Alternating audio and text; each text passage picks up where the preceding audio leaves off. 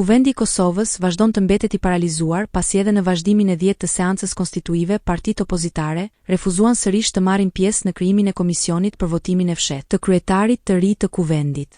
Seanca do të rifillojë të hënën më 5 maj në orën 10, por me tensione të rritura politike.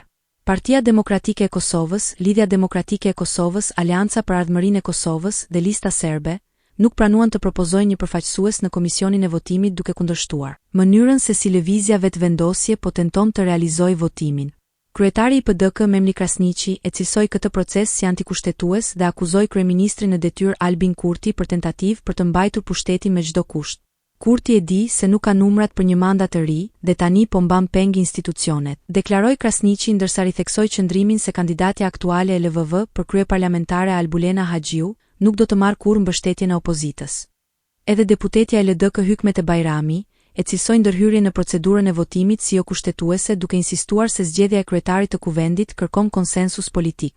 Në të njëjtën linjë ishte edhe Time Kadria nga AK, e cila tha se kjo manovër është një përpjekje për të shmangur një tjetër dështim të kandidaturës së Haxhiut. Opozita vijon të kërkojë që vetëvendosje të propozojë një emër të ri për kryetar të kuvendit ndërsa vendi mbetet pa institucione funksionale edhe pas përfundimit të zgjedhjeve.